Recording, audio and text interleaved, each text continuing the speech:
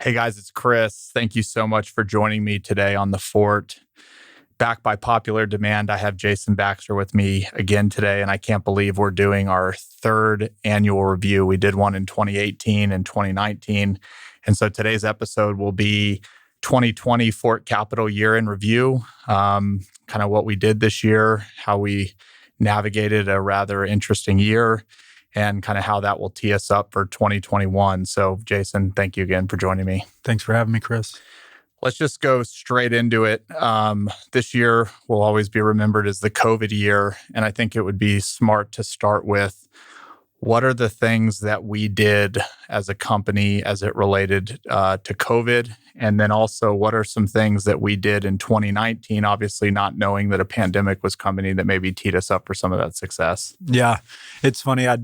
Knowing that we're going to be doing this again, I was listening to our last year just to kind of get a perspective of where our minds were, what we were focused on, and really reflecting over 2020 in general and thinking, all the challenges we faced and all the success that we had and, in working through it all, trying to really reflect back and think, where were we going into that and what had we just gone through and what was our mindset? Because it's easy to forget, what was happening before that. And listening to that, it was really not shocking, but I was very happy to hear some of the things that we were on our mind. And I don't know if it's, we talk about this a lot, if it's luck or hard work or the combination of all of it, but it's like the stars were aligning. Yep. And we had done a couple of things. If people listened to that last year's review, one of those being core, which is a foundation of our company, which is cost control, overhead management, and revenue generation. And those things became extremely critical as we got into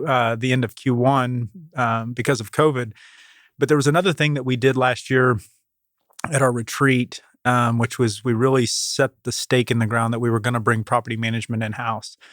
And when we did that, we didn't realize, we knew it was important and it was the right time. And we talked about that last year during this same interview. And when we got to COVID and that happened, we were able to then make a decision because of those actions we had taken to accelerate that.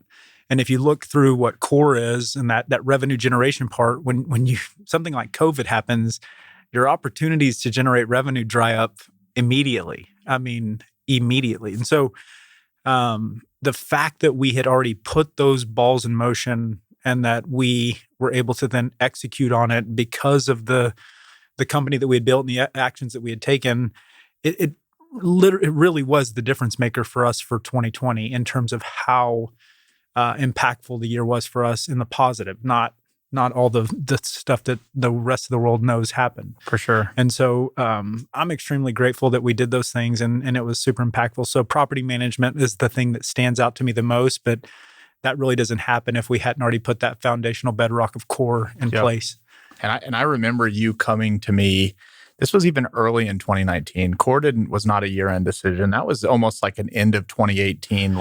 Release in 2019. We talked about it heavily on this podcast. But I remember you coming up to me being like, dude, things are really good right now. They feel really good. This is typically when costs start getting out of control and, everything feels like it's just going to happen how it should. And the discipline and the conviction that you had of, there are things we need to start doing now because winter, whatever that meant, will come. And so I'll never forget that conversation, which, like you just said, led into that. Where are we missing revenue that's like sitting right in front of us? Because we were a lumpy company. When you don't have a lot of fixed revenue, you got to do deals, you got to sell deals, and we just said we need to get to a spot where if we did no new deals, didn't sell a deal, didn't refinance, just did nothing but operate what we have, all our people are covered. They can live a great life and everything else is gravy. And that's what we were thinking, not knowing that March 15th would come. Exactly. And then the last thing in that I remember from last year, this really stems off our retreat, but we talked about it heavily in the year-end review, which is we really dug into what the Flywheel was at Fort Capital. And we talked about what the Flywheel was last year. And if anybody doesn't remember, that's a Jim Collins book and philosophy on how great companies operate, and they find their flywheel and it generates and gets faster and faster. But we really honed in on that at our retreat last year. And at the top of that flywheel was buying great real estate, right? Buying more real estate. And in the center of that flywheel was to be the best real estate operator in the world. And when COVID hit, we didn't know what the world was going to give us, but we knew that we couldn't make a decision to buy a piece of real estate at that moment. And we didn't know how long it was going to be, and we didn't know when the world was going to come back to normal. All we knew is that even though our flywheel said that buying real estate was the number one thing, we couldn't do that in that moment. But it was very easy because we had that flywheel to look at the next spoke in that flywheel and say, but we can still market ourselves really well. We can still brand ourselves well. And then we can operate really well. We can still focus on our talent. We can still, all the other aspects of our flywheel, we could really hyper focus on. So when I reflect back into 2020, and I think about March 15th and I think about the conversations we had, what I remember for me that impacted the most was just reverting internally and saying, what can we control? What can we focus on? Because we cannot control this world. We cannot focus on these things that are coming at us, and we can let them take us down just like everybody else can, or we can focus on these things that we can control, which were very right in front of us because we had just done the work. And that's what we did. And those things that we could control were, we could lead by example ourselves. We could focus on being a better operator, our tenants, how we manage this risk that just came upon us through rent relief and things that we knew that if we do these now, it'll solidify our reputation and the respect from our investors and our banks and help us build that reputation. When we come out of this, we'll have more leverage and more ability to move faster through the market. And so I think, as challenging it was, I know for you and I to figure out how to understand what the world was going to be, because we were able to focus on those few things and then the world came back for us rather quickly, we were able to capitalize on it very quick. And the only other thing that I would say in terms of reflecting on COVID and being prepared for it is all that hard work we did at the end of 2019 sort of came to fruition through the first quarter for us because we had a lot of deals in our pipeline that we were fortunate enough to close in that first quarter. And so if you add up everything of where we were, when you think of the last year core, the flywheel, the year-end retreat, when we talked about getting into property management, all those things were like the stars aligning for us to be prepared to weather a storm like that we went through. And the fact that we weathered it the way we did and where we are today just gives me a lot of confidence that there's not a lot that we're going to be able to, that's going to stop us from accomplishing what we want to accomplish in the future. I love it. I remember those early conversations in March and April. And the world's moving really fast and you're trying to make decisions. But again, having that flywheel and those things to look at is like, we don't have to get so nervous that decisions are all over the place. They're right here in these buckets. Yep. Like that's where we need to focus. And I also remember saying, there's things we'll look back on that maybe we regret. There's things that we're going to look back on that we did great. When you're in the moment, you're trying to do things with the best information possible. And when you don't know where the best information is to look, that's where things get really screwed up. We knew where to go look for the information we needed in each bucket of our flywheel. Right. Look really deep. And again, as we sit here today, there's things that maybe we could have done a little better on. There's things that we probably did better than we realized at the moment. But to what you said, having that flywheel and building it, having not only the two of us understand it, but the whole team understand it. It made goal setting, it made process setting, it made what we need to focus on just so much easier. Right. So thank you, Jim Collins and the flywheel. Yeah, and I think that's the key to this is that we're not, and I think we try to do this when we talk, is we're not just brilliant people over here coming up with all these great ideas. We feel like, we have a lot of great ideas, but there's a lot of people that have done this better than us for decades. Long time. Centuries. And the key is go back in history and just figure out where the basic fundamental foundational things are that keep things moving when it comes to company and people and all these things. And so I think we've just done a good job of not pretending like we know it all and really going and finding the best actions that fit what we're trying to accomplish. Yeah. And it's worked. You could be really successful just copying people. You don't have to reinvent the world. It's all been done. Right. Unless Elon Musk, you can go create everything. We're not Elon Musk. Yeah. We're just trying to do simple things a little bit better. Right. Okay. So COVID, you kind of mentioned we started the year, we closed $40 million in those first kind of 2 months, which was big. We can't underestimate that it was great to get the year off to a good start.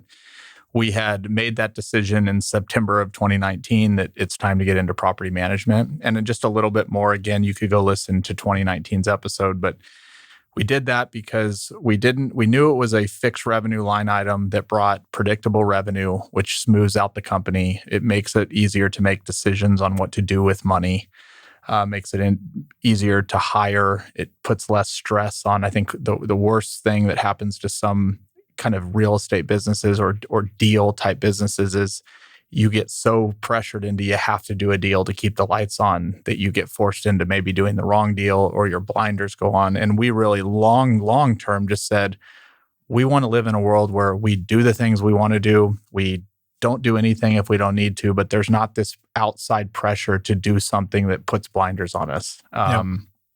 So we made that decision. We decided we will spend 7 months onboarding to Yardi, hiring a fantastic team, and we'll go ahead and we'll launch April 1st, 2 weeks into the time we didn't know a global pandemic. So let's just talk a little bit about kind of April 1st and kind of what we did with property management going forward. Yeah. I mean, we had the plan for property management, but like Chris just mentioned, our thought was that we would have the entire year to sort of systematically roll into this and do it in a way that, did not put a lot of strain or pressure on the company. Now, you could look at it fortunate or unfortunate. COVID happened in terms of our property management business. We were forced to really say, we need this revenue quicker. It's going to be a game changer for our company this year. And so we accelerated the onboarding of property management from the rest of the year down to about a 3 to 4 month period. And that meant that we needed to really identify the plan of action in order to get this, at the time, a little over 3 million square feet of industrial real estate onboarded onto our portfolio. And this is close to 300 or more tenants. Mm-hmm.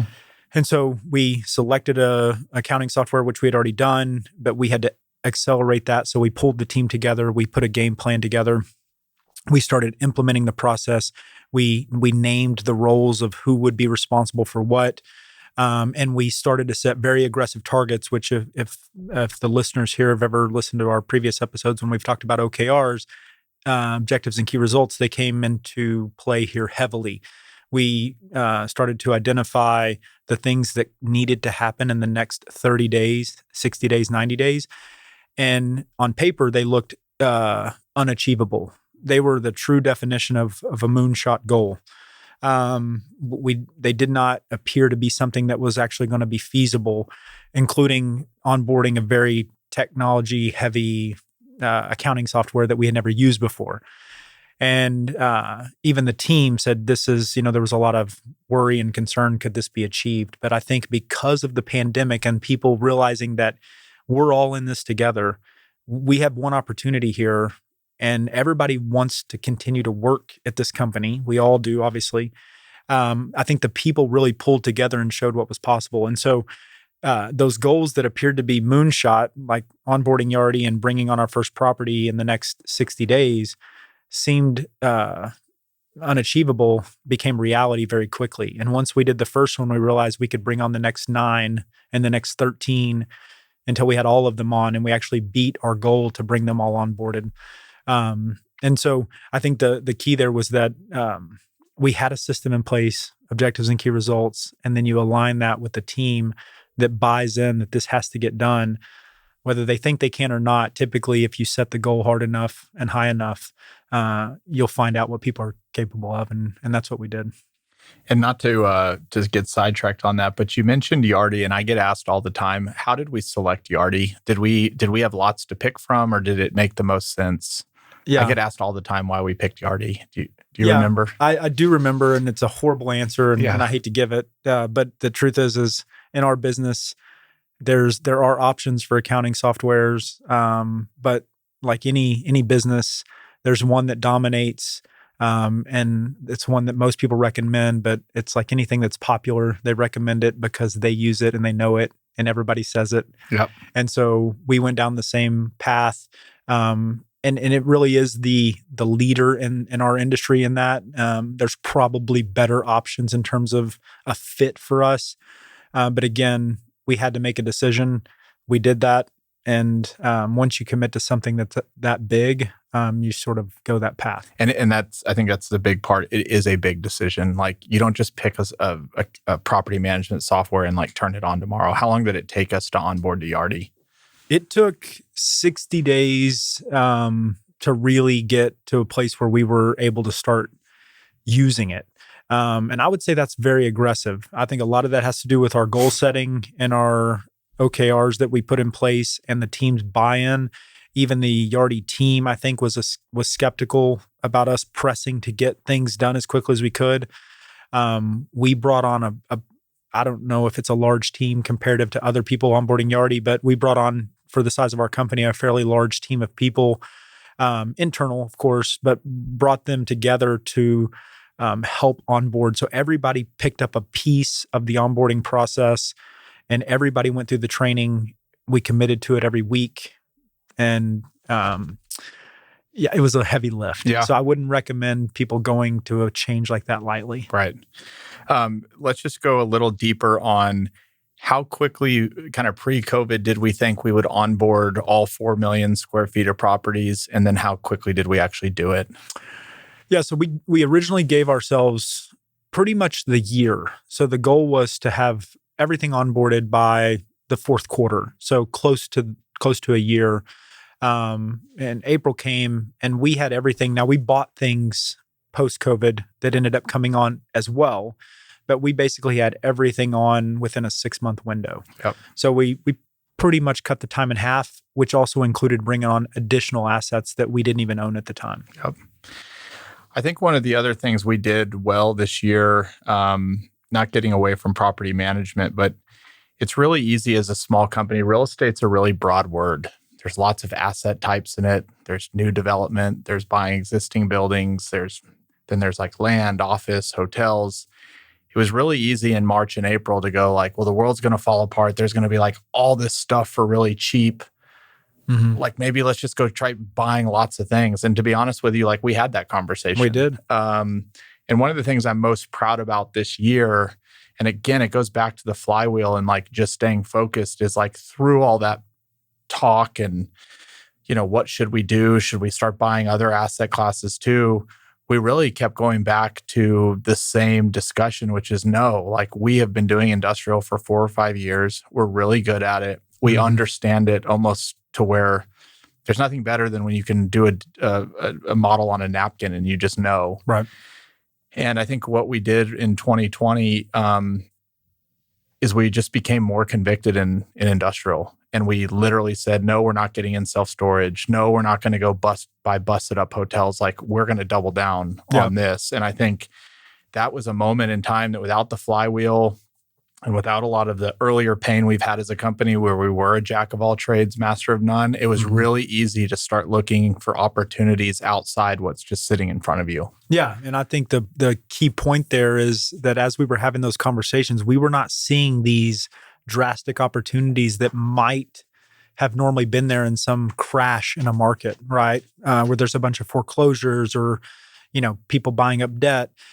It wasn't happening the way that we assumed it was going to happen. Now, a lot of that was because it's a different deal. The world had never dealt with this and the money was flowing in from the government, all these different things. But at the same time, what we saw as we started to protect our assets and really double down on making sure that we operated with excellence and that we focused on the tenant and we came up with rent relief plans and created new technology and reporting to be able to manage these assets differently. When we were doing that, at the same time, we were realizing our assets are not really struggling through this market. Our tenant base is not seeing the same impact as the rest of the world. It allowed us to recognize at a different level what this asset class really meant, what value it was providing to the world, to the population, to e-commerce, and all these other things. It allowed us to get a different perspective of, we really do have a value here. We knew it, but now we really know it. Yep.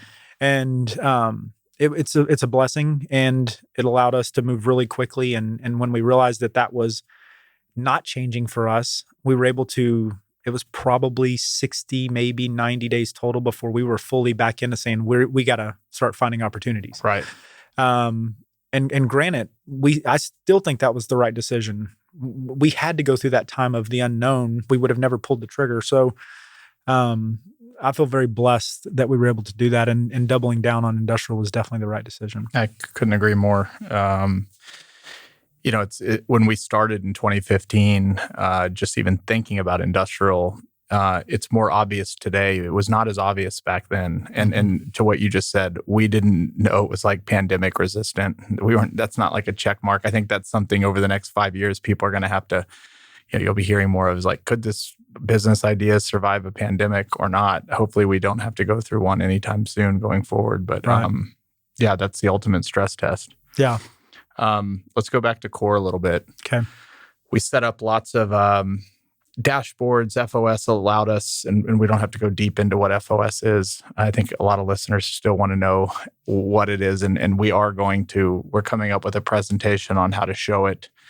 But we came up with a lot of OKRs around cost control, reducing expenses. We created dashboards and things that allowed us to see in real time how our tenants were doing. We could see at any moment who was asking for rent relief, who wasn't. So let's just talk a little bit about some of the specific things that we did as a business to cut costs, and some of the things we set up to like manage data and view data. Sure. Well, the first thing we did to cut cost is again, we've talked about some of this in the past, is our annual operating plan. We have a budget going into the year, and we scrub that budget every year. But when COVID happened, when you've already got a system in place of how you do that, which is the cost control portion, we immediately went back to that budget, and I met with each team member, and we went back through of the things that we had at the beginning of the year after we had already scrubbed it from the previous year, and said, what's a nice to have and what is an absolute must have. And we cut our budget to the bare bone. Within a day, we knew that we had cut another $300,000 out of the budget. And that was just right on the top. So that alone, it's a blessing and a curse. It takes going through something like this to really question yourself and say, what at the first of the year was I still going, yeah, let's have 7 of these dinners every quarter. It doesn't take much when you go through a pandemic to say, we don't need to go out to eat and spend $500 a month to do this. It's little things like that. And then you add it up across a company that has 20 plus people, you find money very quickly. So that was step one, is we just used our core, used our budget, and we scraped it down to the bare bones. I'm sure a lot of people did that in the industry, but if you have a process and a mindset and a team that's set up to do it, it doesn't take a long time. So we got through that very quickly. Then we started focusing on what can we control from the asset level. Again, there's a lot of cost out there that we needed to control, because at the time we didn't understand what was going to happen to these assets. We were worried that people weren't going to be able to pay rent. We were worried that our cost was still going to keep coming because we still have to pay the mortgage on the loan, and we have to pay insurance and taxes. We weren't sure what was going to happen. So we took some immediate steps where we created a loan tracker, where we basically outlined every single loan, the covenants, all the terms around that loan, where it stood, what the interest rate, if it was interest only, when it converted, all those things. And we just tracked it every single week. We immediately started having conversations with every lender, every loan officer, to make sure that they understood that our intent is to operate these assets with excellence. We're going to do everything we can in our power to deliver. And there's nothing that we're going to do to affect the performance of this asset. We can't control COVID, but we can control everything we can do. And we let them know that we're in it. We started working on the tenant side, where we created a rent relief request tracker, where every single rent relief that went out, which means we created a process where if somebody was asking for rent relief, they had to fill out a form. We had a questionnaire. We needed to know why they needed it, which was surprising. Just by creating the questionnaire, we learned really quickly that if someone wasn't even willing to fill out the questionnaire, they couldn't even get the rent relief first off, right? So there was a requirement. And you found out real quickly that most people, and at least in our asset class, weren't even willing to take the time to fill out the rent relief request, and they just gave up. Yeah. and then they paid rent next month. It was like a popular thing It was to a do at the time. popular Ask thing to your do. landlord. Right. And that's something that we learned really quickly that first month when we were trying to do the right thing by the tenant. We realized that the world was being told, don't pay your rent. Right. And we had a lot of conversations around the landlord cannot become the bank. Yeah. The landlord has a mortgage. The bank will come take our property. We are not the bank. And so thankfully, the government at the time, PPP and EIDL loans came out, and a lot of our tenant base received those loans. So the few rent reliefs that we ended up giving, that they followed our process and we tracked them. Most of those received either a PPP loan or an EIDL loan, and we got caught back up on those within 30 to 60 days. And so we were very fortunate. But the key there is that we performed exactly what we needed to do to protect the asset. And what that showed is investor confidence and lender confidence. And so that if whatever we go through in the future, we know now we have investors that believe in us, and we have lenders that believe in us because we did the right thing. Yep. I remember some of my first calls out into March, early May, or early April were to banker friends of mine going, look, it's been a good 12-year run. I've never really had to worry about busting a covenant or not making a loan payment or like what happens. I mean, we did episode 59 with James Hill is like the borrower-lender relationship 101. And the first thing that really stood out was, banks are people. They're not some like machine robot that, unless you're a CMBS borrower, which that's different. But if you're borrowing from a local bank or something with more humanistic approach, the first bit of advice was communicate quickly, be as transparent as you can, just be a good partner. And not just with banking, and we said this to the team, how you work through a crisis, people will remember for 20 years. And I remember we told our team, people are losing jobs, people are stressed. We don't want to be the people that are adding to that. So how you treat people now will be remembered way after this is gone. And so if you're one of our bankers listening to this, I have a ton of respect for y'all. One of the things that we were able to do is, one, get in touch with every bank immediately. Tell them, we haven't been in a closet. We get what's going on. We're going to do everything we can. We also work to be a good partner to these banks through that. And again, when the world was darker, we modified almost every loan in our portfolio, either decreasing interest rates. We said that we would hold back 3 months of reserves. We did not distribute for 3 months. We kept holding cash. We said, we will do whatever you can, but we need to lessen the risk on here. And we would rather keep our loan with you as the bank rather than go to a new bank and refinance that loan. And we had a lot of success. I think we saved over almost $1 million of interest a year across our portfolio just by asking for a simple loan modification, which I don't know, had we done that kind of later in the year, if that would have worked. It worked in that March to June window. Yep. And the truth is I'm glad you brought that point up, because it's good for the bank as well, because interest rates continue to drop, right? Or they continue to drop through that time. And we could have went to another bank and refinanced it, especially at this point, and probably gotten even a better rate than those rates that we locked in. Now, not a lot, but the key there is that we're working together with our banking partners, and we want to maintain that relationship, and we're trying to find a win-win. Yep. And that's what we did. And if a bank has a good loan on their balance sheet, knowing that they have other problems that are coming, they want to keep that loan on the balance sheet. If they have to reduce the loan 25 or 50 basis points, but keep a good loan, the worst thing you can do is have a good loan, leave and go to another bank, and now all you're left with is your problem loans. And so we learned a lot. Again, if you're one of our bankers and you're listening to this, thank you so much for everything you did with us this year. Yeah, we appreciate you. How our team executed with banks and how we learned more about what things are like on their side. Again, anybody that's just gotten into real estate, even if you've been in it for 10 years, you've lived in an up market, I would highly encourage anybody to go learn more about what's happening on the other side of the table. Right. Because we borrow millions of dollars and I probably admittedly never spent enough time wondering what happens on the other side. So what are other things that we did outside of core and outside of launching a property management business did we do to improve our team, improve our people, and improve our team? So Yeah, when COVID initially hit, and going back to what I said earlier about we had to focus on what we control, we really got with each team, and we knew there was going to be a time period, not knowing how long it was, where we weren't going to be able to really move at the same pace we were before, whether that means, buying new assets or refinancing or whatever we were doing. There were things that we did have to focus on that we just talked about with our banks and lenders and our tenants. But we also needed to use that time to improve. So one thing I learned heavily from where I came from in the past was that company that I kind of grew up in on the more corporate side had really became the company they became through the worst times in history.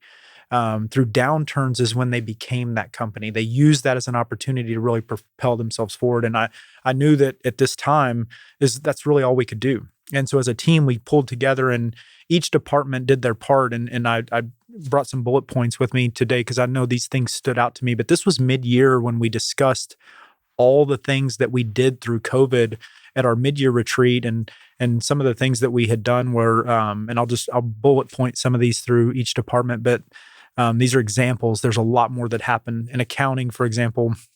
What we talked about earlier, we did a full transition onto the Yardi platform and learned that new software, which is a huge lift. We transitioned all of our accounting daily transaction recording to a team in India, which not only saved us money, goes back to core, it saved us a tremendous amount of time, weeks of time of work for people in our office that we transitioned to India.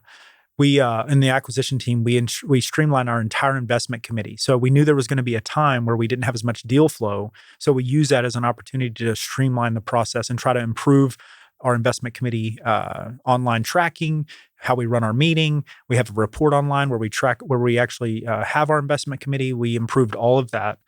We integrated our model, our underwriting model into our operating model. So we streamlined that process. So there's a clear handoff when we buy a deal and it's handed off to the operating team for the asset managers.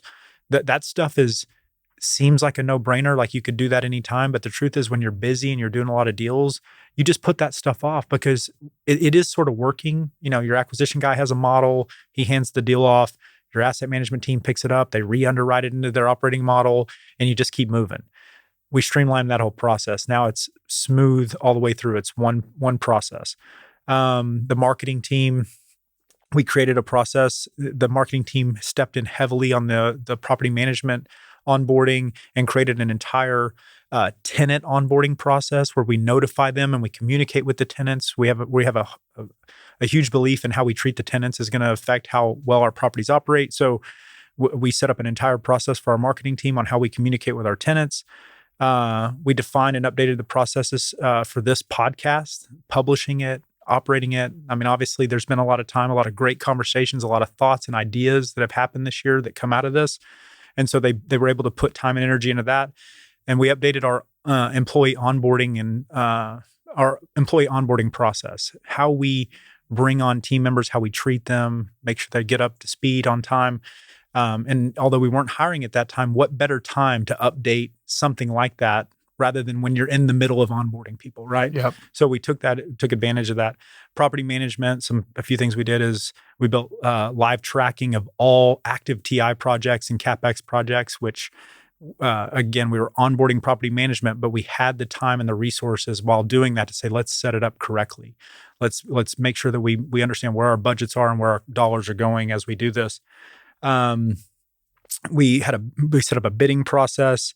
We implemented new processes for building inspections, budget tracking, monthly reports, rent delinquencies, customer surveys to get feedback from them. We implemented a process for the tenants that allow for us to communicate with them 24, what we call the 24/7 internal goal, which is we respond to any tenant request within 2 hours. They get some sort of response back for us. There's an action plan put in place within 24 hours, and that request is resolved within 7 days, no matter what. And so that just lets them know that we have a goal. If you reach out to us, we have a plan. And so those are the type of things we put in place. And then on the technology side, we just doubled down on everything we were doing on technology, the reporting, dashboards that basically roll out across every department and the company level so that we can see all data in real time. These are things that we had plans to do. All of these things we intended to do at some point. But through COVID, we took the opportunity to double down and focus our energy on what we could do, which was some things like that. And then there was tons of other things. One that comes to mind that you missed was investor reporting. Oh, yeah. We used to spend like 60 days basically investor reporting never stopped. Like as soon as you finished one quarter, you started the next. And it's one of those things that seems so obvious looking back, going, why were we doing that for years and years? And now we have a process that, you can speak a little bit more, but we took what was taking months and tons of team members and it's so streamlined now to where reporting is now done in a matter of days. Right. And now it's just technology. It's our director of technology always says it very well. It's like the goal for technology is not to speed up a process. It is to eliminate a process, right? And so the real point of technology is you should be able to find things that could be automated or digitized and never have to worry about them again. You set them up once and they work. Yep. And that's what that is an example of the investor reporting. It was just a very manual process where we sent around every investment. And remember, for the people listening, we're talking about 30, 40 plus investments at any given time that we're updating on a quarterly basis with what happened the last 3 months, how did the performance, what were the numbers, everything about it, including pictures and updates. And that was going around to the marketing team, to the asset managers, to the investment team, back to myself or Chris to edit them and give feedback. And in a small business, that is a normal thing that happens every day in this industry of investing in real estate. It was very easy for us to recognize that we could set up a template that is very similar to every single asset. And throughout the quarter, the asset managers, are part of their normally daily process is to enter updates into a software, and that software is pre-populating this template. And by the end of the quarter, all the updates for the quarter were already there. Yep.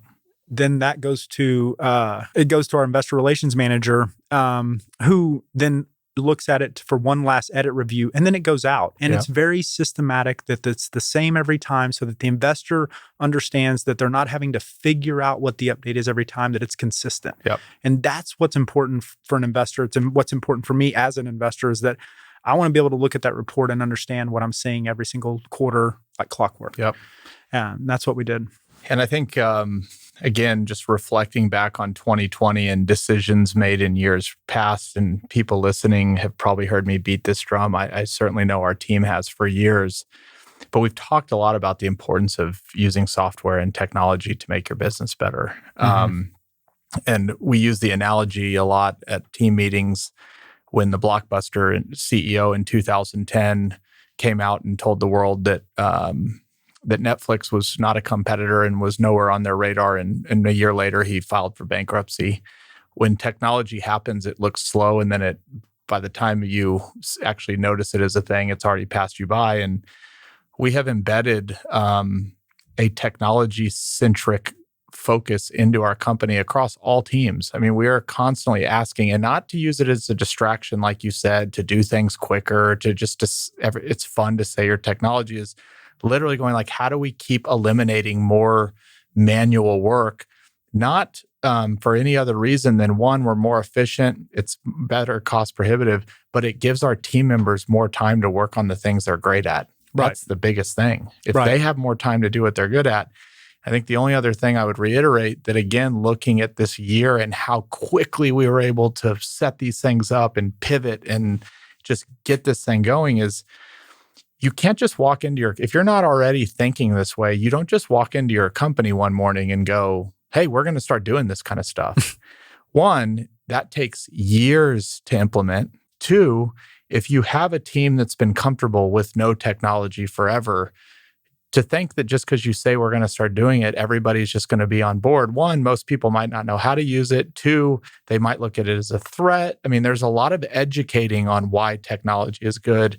And so this idea that you just walk in your office one day and say, we're going to be this company, even if you have all the money in the world and you go buy all the software in the world, we often say it's more important to have a team that's willing to adopt the software and knows how to adopt the software and knows how to make it part of their daily routine than the software itself. 100%. I mean, the same software going into two companies could have two totally different outcomes. And so as I look back on 2020 and the years of things that we've preached that I think, again, to our team now feels more obvious, but maybe in 2018 or 2017, they're like, Chris is a psychopath. It really kind of showed itself in 2020 when all these things were happening so naturally. It was not convincing people that we needed to do this. It was, we need to do it.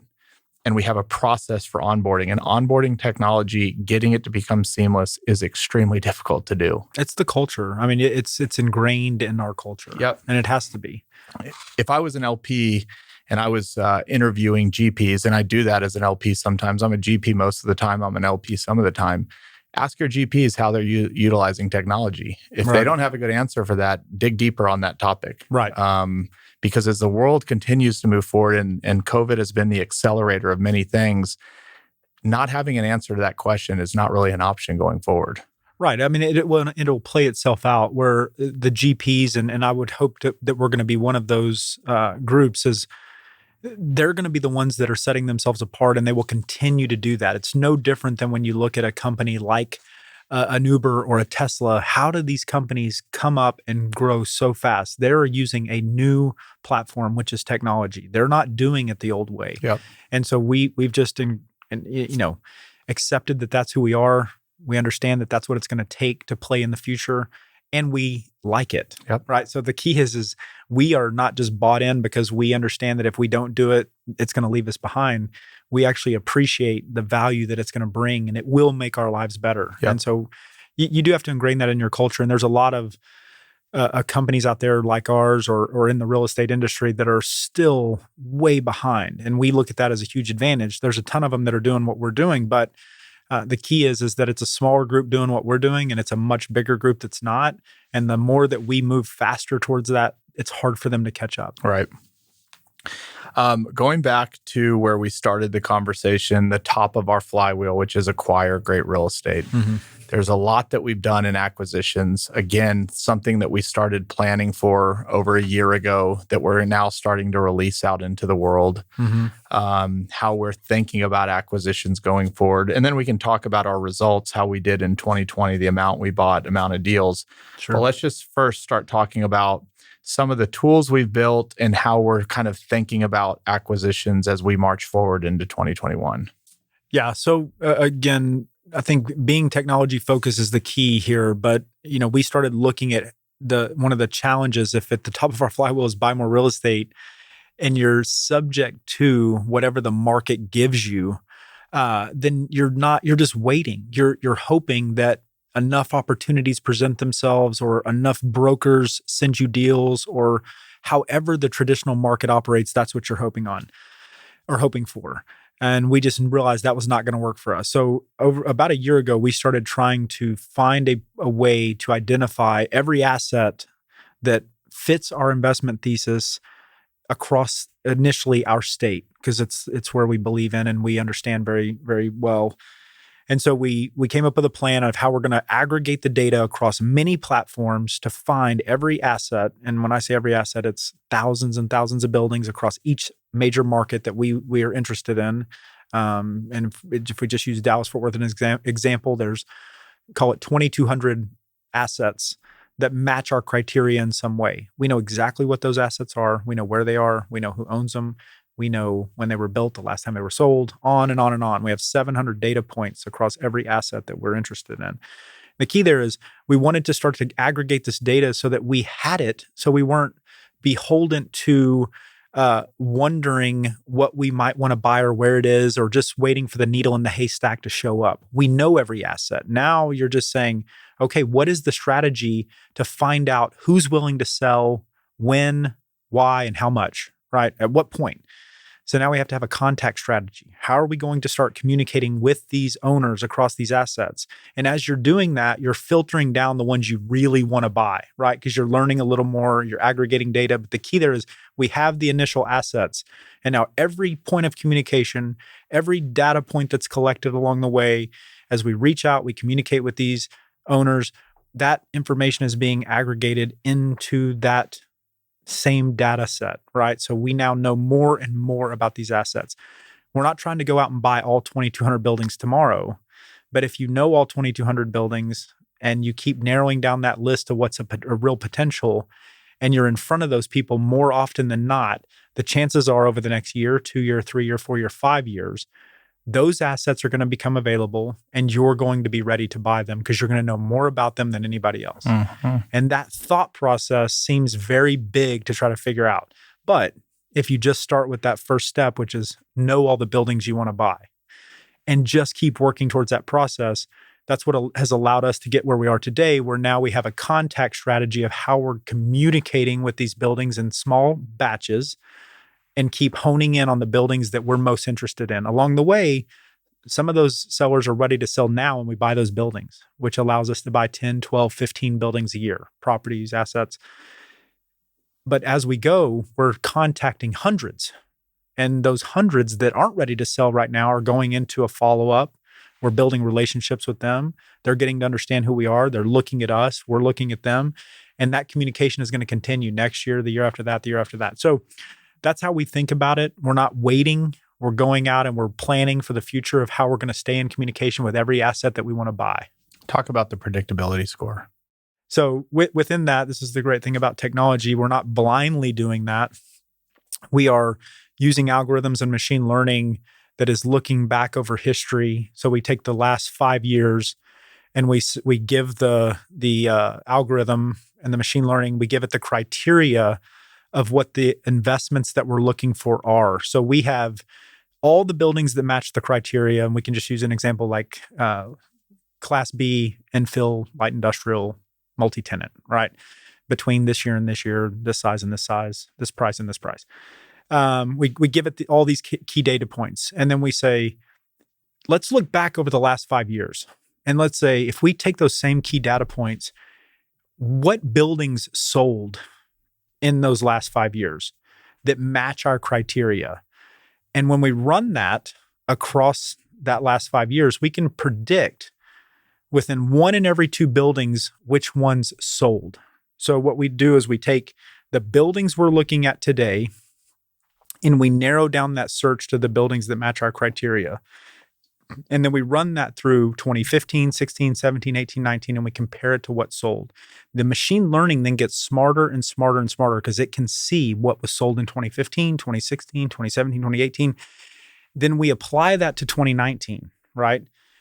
And what we find is that we can predict within roughly let's say we narrow it down to the top 200 properties that we like.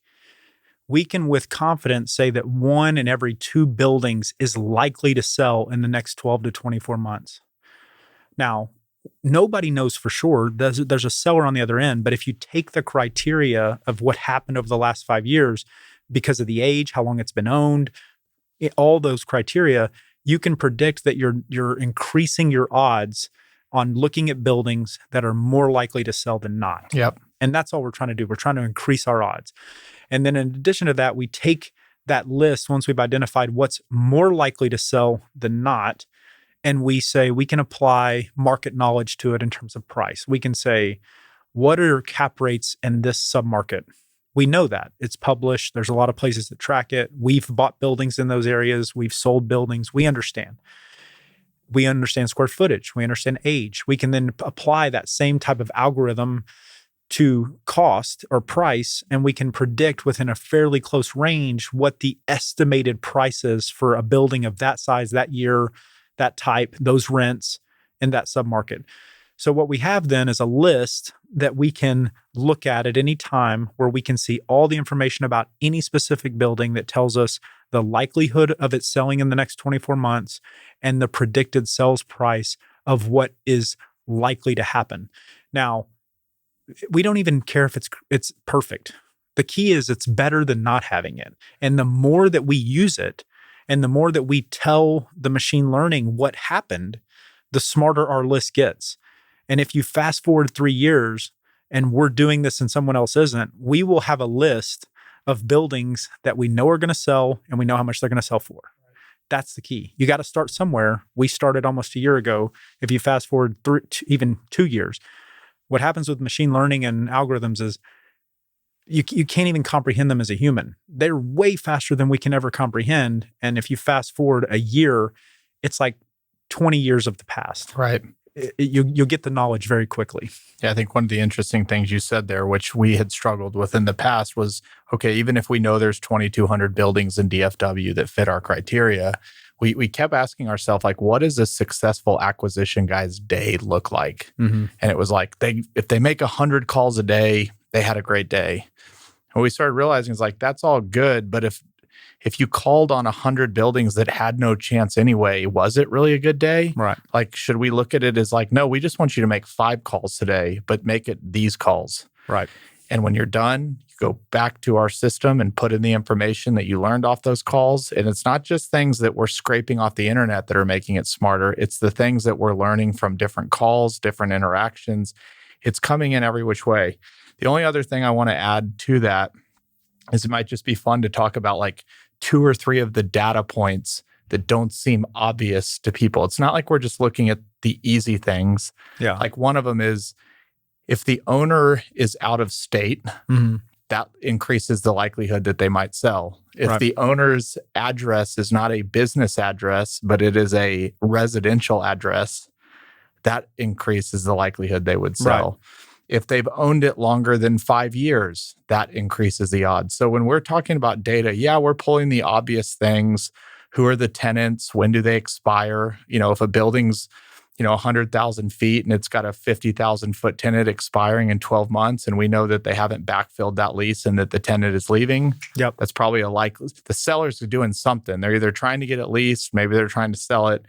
But I just thought it'd be fun to just say, like, when we talk about 700 data points, some of them seem obvious, some of them They're not. And it's things that we've picked up on over time. And again, looking at the stuff we have bought. So every time we do make an acquisition, Mm-hmm. even if it wasn't the one of those 2 buildings that said would sell, we can go back in, put that in, and the algorithm learns a little more. Maybe there was a data point we haven't weighted as heavily. That's the key, is that the more we put in, the smarter the machine learning gets. But the crazy thing that we're learning is that these key data points, like you mentioned, the owner might live out of state and that might increase the odds. It does. We know that. But now the machine learning is telling us that. Yeah. Like, we can predict those little things that we think, oh, I bet that's the case, right? Yeah. We have that idea.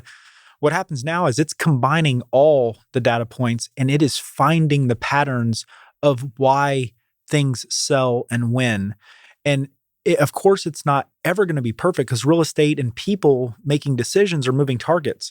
But what it can do is it's tracking things like interest rates and cap rates and do owners live out of state or not, right? And it knows that over time, it sees those patterns that we cannot possibly see. Right. A human cannot see those patterns. And what it does is, as it gets smarter and you keep feeding more data into it, and then it sees what is happening this year versus last year, the key there is that eventually it will start to predict at a very high rate. Yep. And if we don't do it, somebody is. Right. And the truth is, somebody else is doing it. We just don't know it. Right. And we have to be able to play our game. So this is where the beauty comes in, is that algorithms and machine learning are unbelievable tools. And a lot of people talk about AI. And if you listen to somebody like Elon Musk, and they talk about at some point machines taking over the earth, that stuff is all, I'm not worried about that stuff. What I am interested in is that AI, machine learning, algorithms are only as smart as the questions that the person that is using it is able to ask. It's not going to start from nowhere. It has to start from some inputs that somebody is getting it, because somebody is looking for a question to be answered, right? And so the more creative and the more unique the person is, we, Fort Capital, are at identifying the way that we find a property and use the algorithm or the machine learning the way that fits what we're doing, gives us an advantage. No one can replicate that. No one can go match exactly what we're doing today. Yep. And the further out we get, they cannot catch up. Right. There's a tipping point, which once you've gone past that in terms of what your machine learning has accomplished, people can't catch up. Right. They physically can't catch up. But what we're able to do is use our own sort of proprietary thought process is what we're doing and saying, this is how we look at industrial. This is the data points that matter to us. This is what we're trying to find. This is where, and all that stuff gives us an advantage, and time will tell, but we feel strongly based on what we've seen today and where we see it going is we'll have a huge advantage a year, 2 years, 3 years from now. And so just to synthesize what you just said is basically you could give two different companies the same set of data with the same machine learning tool. Mm-hmm.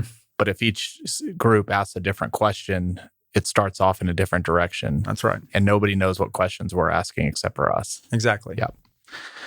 Okay. Same thing, talking about acquisition still. We developed an acquisition consultant program, and we have a broker incentive program that's become more real as 2020's gone on as another way that we're looking. Let's just chat just a little bit about what those are and why they're important.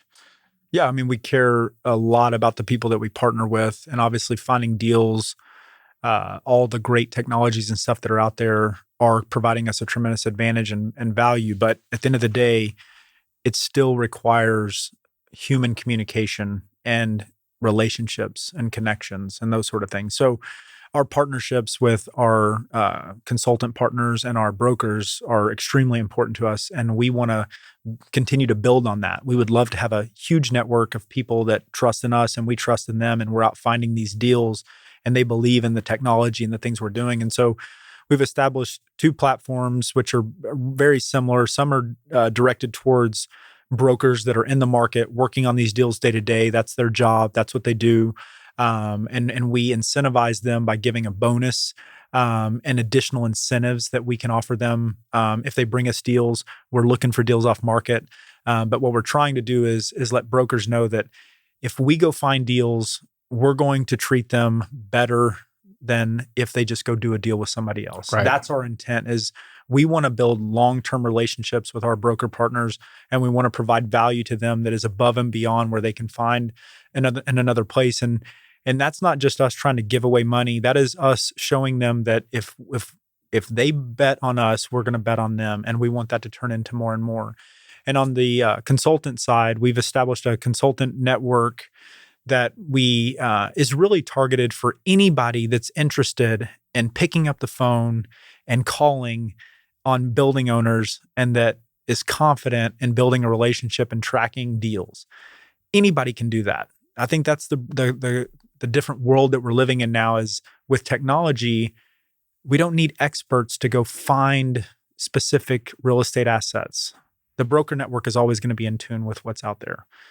But how do we touch base with those other 1,000 building owners that are just in another state that aren't even paying attention to the broker network? And that's what we're also interested in, is how do we take these lists of hundreds or thousands of buildings and we get them in the hands of people that are motivated and excited and that want an opportunity to go find real estate that maybe don't even understand it yet. Yep. And we want to show them how to do it, and we want to help them understand that there's an option out there to go make really good money, and you don't have to be an expert. Right. You don't have to know how to model and underwrite and be crazy. If you can pick up the phone and be aggressive, you could be selling life insurance. I'd prefer that person. You've been selling life insurance over the phone. We're about to give you a much easier job. You're going to call and offer people money for their building. Right. Or any industry, and life insurance is a great example, but any industry, especially through COVID, there's a lot of industries where sales or some form of that person that's really good at picking up the phone or building relationships or networking or biz dev, right? They're out there.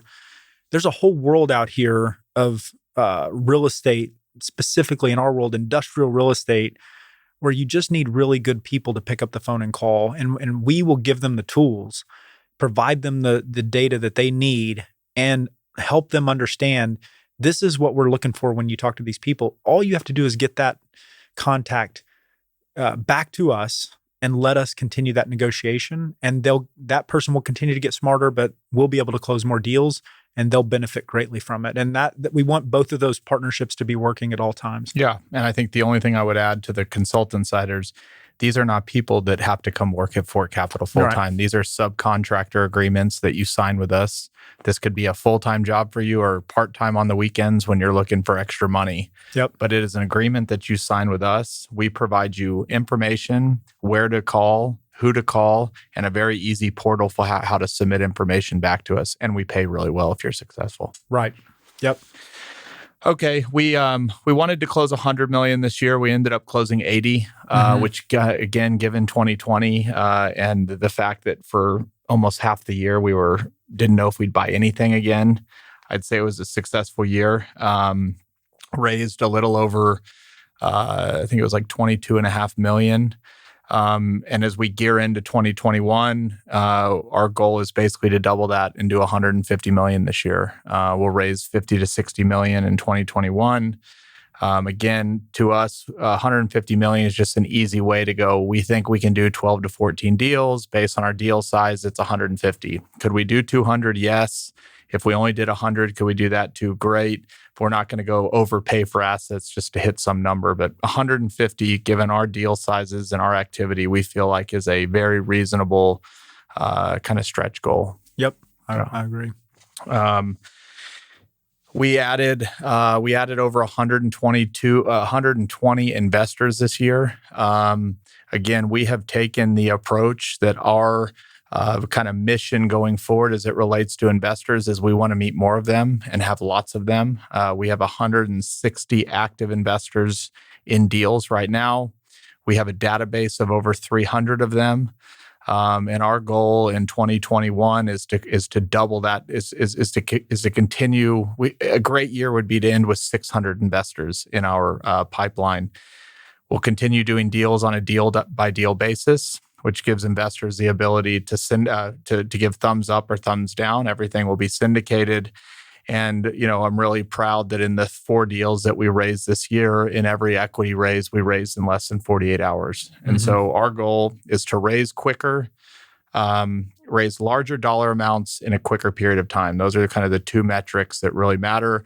And then most importantly, to do it with people that we like, that we want to have BLPs that we get along with, that share similar kind of values to what we do. And so on the investor front, it was just really kind of humbling in 2020 to see in a year where, there was fear to some degree to invest. It's hard to say that now with looking at the stock market and Bitcoin and Tesla and everything else going on. But we were able to almost double our total investors this year in a year when, honestly, if you'd asked me in March and April, it's like, I don't know if we'll meet a new investor for a long time, not because of us, just because of the world. So if you are somebody listening that is interested in industrial exposure, we would love to hear from you, and we would love to add you as a limited partner. Okay, so kind of dovetailing off that acquisitions kind of conversation, we just have a shameless ask that if you know of anybody in the state of Texas that owns a kind of Class B light industrial or light industrial flex property in the $5 to $50 million range in Fort Worth, Dallas, the whole DFW Metroplex, Houston, Austin, San Antonio, and El Paso, we would be more than grateful to hear from you. That is exactly what we are trying to buy. We'll kind of end it on just some thoughts that we have looking into 2021 that we'll be held accountable for on this episode next year. So what are we thinking about for next year? Well, I think that like every year, we focus the first of the year on recognizing what we can accomplish in the next year. And this year, we've become more focused, more aligned, or more laser focused because of our OKRs and our Flywheel. And the truth is, this year we're going to continue to get better at the things that we do. But at the end of the day, we know the number one thing that makes us great is when we buy great real estate. You say that all the time. And operate it with excellence. And we're going to continue to do that. That's what's going to provide us the ability to give great returns to our investors and provide more opportunity to every person, partner in our world, including our employees. And so our focus for this year is to go find great real estate, use the skills and the technology and the things that we have, and execute on them at the highest level. Yep. And continue to hire amazing people and train the people that are already on our team to be even better. Absolutely. All right. This wraps up kind of our 2020 in review. Stand by because we'll be here a year from now on 2021. Thank you, everybody, for the continued support that you're showing the podcast and to Fort Capital. And if you want a little bit more on today's discussion, we just released our annual letter today. You can go to fortcapitallp.com, go to How We Think, and you can download our letter. I think Medium said it's a 13-minute read. you could listen to it on your phone at 2x speed and get it done in 6.5 minutes. So thank you